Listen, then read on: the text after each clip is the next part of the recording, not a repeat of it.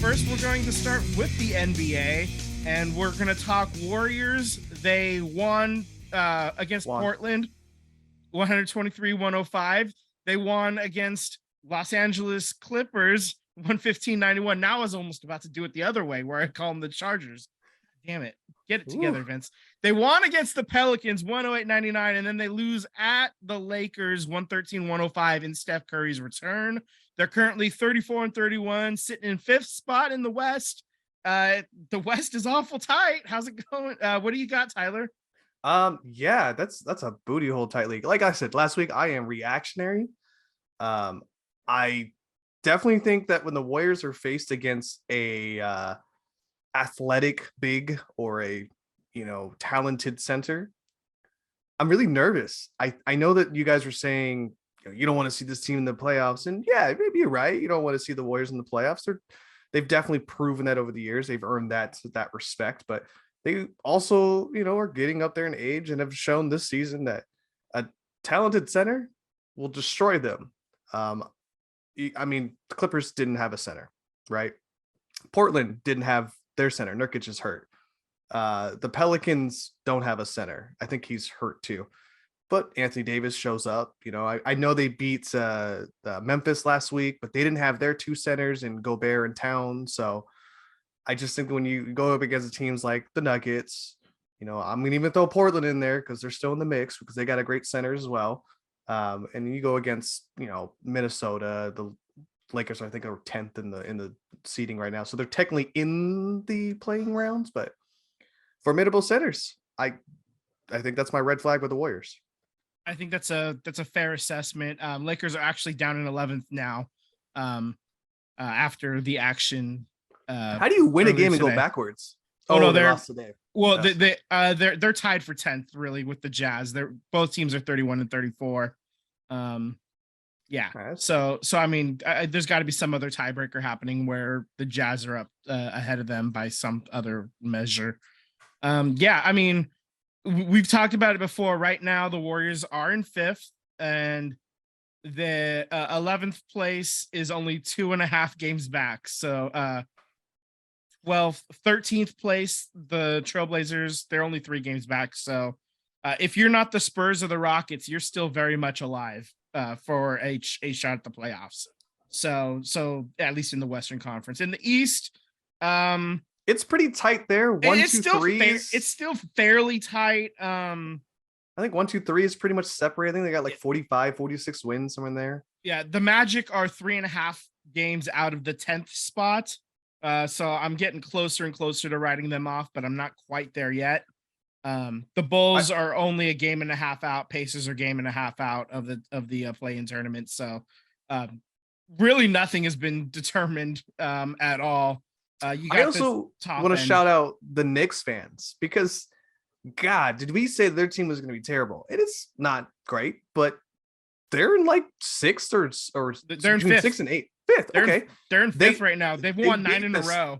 They beat the Celtics last night. That was an amazing game to watch. I think it was like a 1-point game, like 136, 135, somewhere around there. Anyways, Great game. Yeah. I was rooting for it the whole entire time that I wanted Boston to lose. Boston, I think, is in like second place. I think who's in first? It's Milwaukee. Milwaukee, right. Yeah. So, hey, shout out Knicks fans. Y'all made it the worst draft I've ever seen in my life. How you get like 5 players and didn't get any of them, and you're in the playoffs essentially if it ended today. So, shout out to you guys. Yeah. This is playoff seeding. The fight for seeding is going to be a lot of fun to watch going forward for the rest of the year. I mean, we're down to the nitty gritty or the nitty gritty, Nitty gritty. The nitty gritty. That's a reference for people who watch the challenge. What's up, Nelly T. Moving on. That's right. The sixth national sport, the sixth sport of America, the challenge. I'm gonna use that from now on. We're gonna be in the needy and greedy of this podcast. The nitty gritty. Nitty gritty. The nitty gritty. I like that. Yeah, that's Nelly T. We're gonna give him credit for that because he says some weird things, man. I'm addicted to that show. Moving back to basketball. Um, so you have a couple of notes here as well. Besides the Warriors, we have KD on the Suns. He makes his debut and they get the win over Charlotte, 105-91. He was pretty efficient, 23 points on 10 of 15 shooting, 2 of 4 from 3, and played 27 minutes. Obviously, though, the minute numbers are going to tick up a bit as we go along, as he gets, into the rotation more, and he's coming back from that injury as well. So, and then we saw that the next game, they played the Mavericks, 37 points in 40 minutes, 12 of 17 and 3 for 5 from deep. Kyrie had 30 points in 37 minutes for the Mavs. So, yeah, this is KD's really starting to integrate himself in, as we said before I looked up the next note. God damn it. I'm just saying right now that the Suns, I mean, I've watched 2 games, and I think they played a total of 3 games. I think we're missing one in between there, but it's fine. The Mavs game was a big one because, he went against Kyrie, but no, that is a scary good team. I mean, KD is not shooting the ball 25, 30 times a night. He's shooting 15, 17, 18, and he's efficient, and it looks great. And I was worried. I said it when they made the trade. I was like, the Suns just became like the front runners to win the West, Yeah. And KD is obviously that impactful. We saw him do it for several years here in the Bay Area, and that is an opponent that you you really got to take note of, and you got to game plan 8 extra hours on just him alone, man, like on top of whatever else you got a game plan for. So that's a scary dude, and I do not envy having to try to figure out a way to slow him down a little bit right now, especially if he's healthy going into the playoffs. That's going to be a tough out, man. Phoenix might actually finally get that championship they've been looking for. Well, assuming they stay healthy. Yeah. I mean, if they could stay healthy, I mean, that's always a big question mark, especially with Chris Paul, right? Can they stay healthy? But the game you should circle down if you're going to, watch an opponent's game just for the fun of it. April 6th, Nuggets come into town to play the Suns. So that's the game that I want to watch. That definitely has, implications for the West, and implications. I love implications. Anyways, for the West here. So we'll see. That could be a preview of the Western Conference Finals. Who knows? I mean, I think the Suns are 3rd or 4th, and the Kings are 3rd. Memphis is 2nd. So I think the Suns are 4th right now. The Suns are 4th, yes. Yeah, and then the Nuggets are in 1st place in the West here. So, I'm sorry. I apologize. Bump your calendar up a few more days here. March 31st, the Nuggets and the Suns play again. So the end of this month should be a doozy, and the beginning of next month should be also a doozy. So yeah, you're gonna watch a game, watch that one. Super exciting. We got, every team's right around 64-ish games played. We got less than 20 games to go for the rest of the season. And that's for everybody. Some played 65, some are 64, 63, whatever.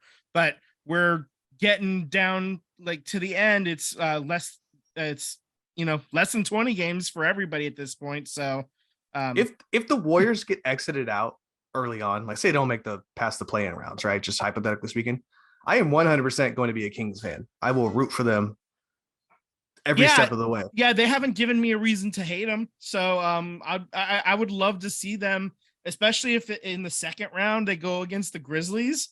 That would be so much fun, because I mean, I'm definitely cheering against the Grizzlies. That's not a team that I particularly like right now. So well, at this rate, John Morant may not even be on the team. Who knows? Yeah, we'll see what happens going forward with that.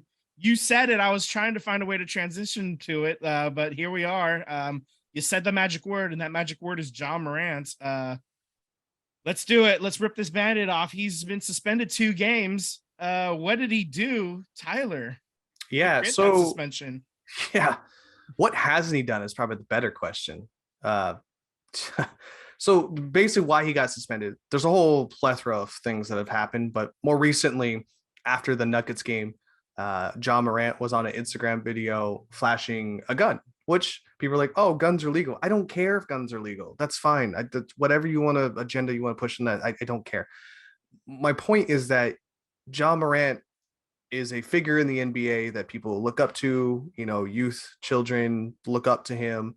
And you're on Instagram, which is, a social media platform that children use, and you're going to flash a gun on there. Now they came out and said, oh, it's a lighter. I don't care. It looks like a gun. You're advocating that it's okay to, hold a gun near your head and do these little cool videos. No, it's not cool. It's definitely a terrible image to represent for the NBA, for your brand, and for children. So yeah. Just to add on to that, LeBron is getting old, and the NBA is starting to look for a new face of the league. And John Morant is one of those guys that they're hoping that would, take the mantle over for that. Like if he wants to be a guy that's marketable to everybody, having a gun or a lighter that looks like a gun in an Instagram feed is probably not the way to get to become the face of the NBA. It's definitely not a good look, no matter how you slice it, no matter what your political views are on guns or whatever. It still doesn't look good. That's the point. Yeah, I agree. And I apologize. My cat decided right now is a good time for her to like drop it and then try and like use her litter box. So we're just gonna roll with the punches on this one. So I just want to point out a couple things to note. People are saying, "Oh, the gun incident. What else has he done?" So I did this in the order of how the incidents happened within the year. So last year, or I guess earlier this year, Ja. Oh, I didn't do this in the order. I'm sorry. It's a little out of order. Ja invited a 17-year-old high school player to pick up basketball this summer. The game got chippy. Is those of you who don't know, if you play pickup basketball, there's kind of a rule that I guess you learn. It's called, check the ball in or check it. And basically what happens is you give the guy that's above the 3-point line the ball. He checks it to you. You give it back to him. It's kind of like like when boxers go to touch gloves before they start their fight. It's just one of those things, right? It's a gentleman thing, gentleman act. Yeah. So I guess it got chippy. That 17-year-old like bounced the ball really hard. Morant did the same thing, but I guess the high schooler, when he bounced the ball to check it back to Morant, it hit Morant in the face.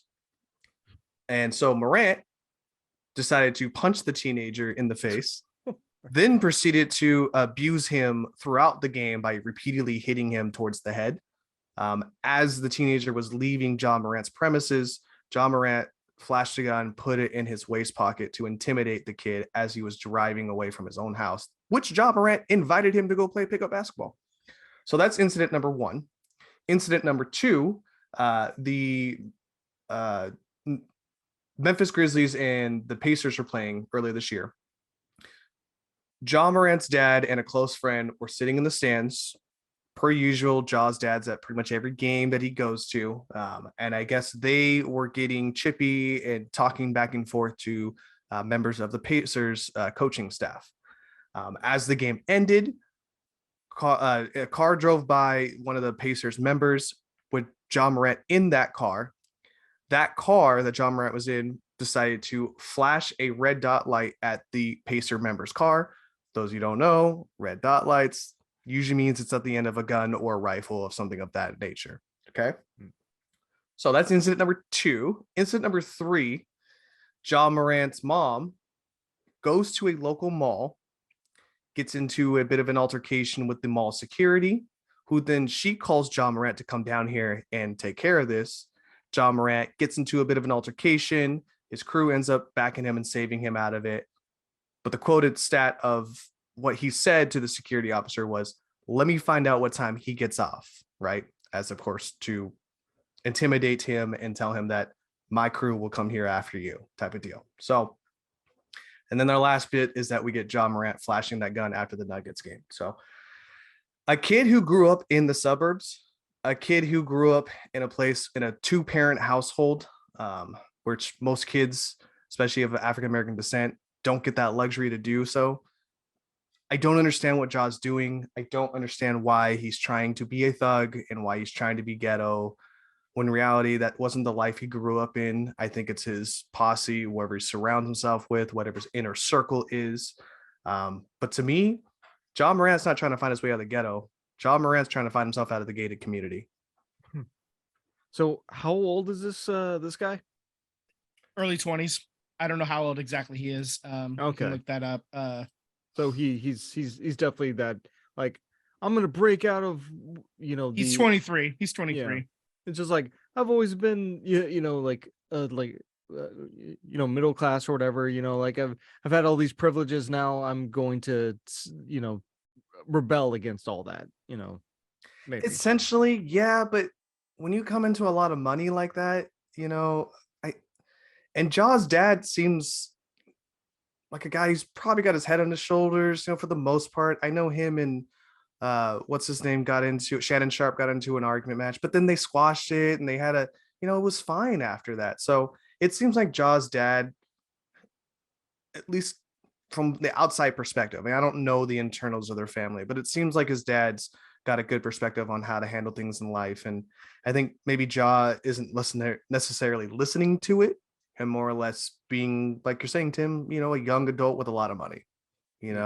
I can't fathom tell you what I would be like if I was, 23 years old with millions of dollars, an endorsement deal that's paying me. So I would hope that I would not try to pretend like I'm somebody that I'm not, but who's to say, everyone's different when they get a little bit of money in their life. So he almost got dropped by Nike too. So Nike he just released a shoe not too long ago.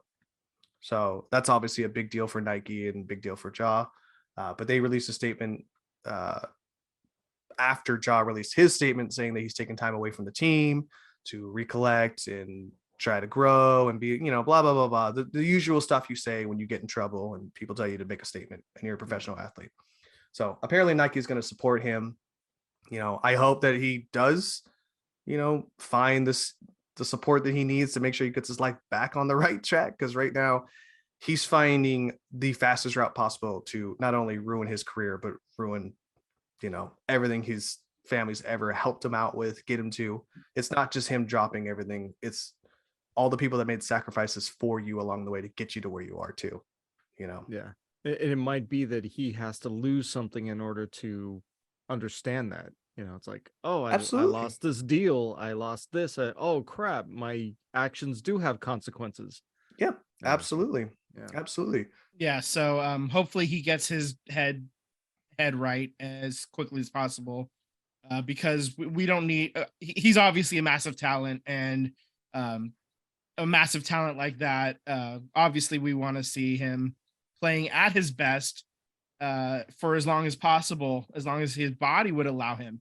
But if his mind isn't going to allow him to do that, then that's just a whole lot of wasted potential, and that's not good for anybody. Who's somebody that's like really similar to like what Ja's doing, in your opinion, you guys? I think like Hardy, what's his name from the Cowboys? Oh, Greg Hardy was somebody. I mean, he's more of a POS than I think Morant. Oh, he's way more. No. Greg Hardy is an absolute badman. Like he's right. He's the guard, one of the worst humans to ever be a professional athlete.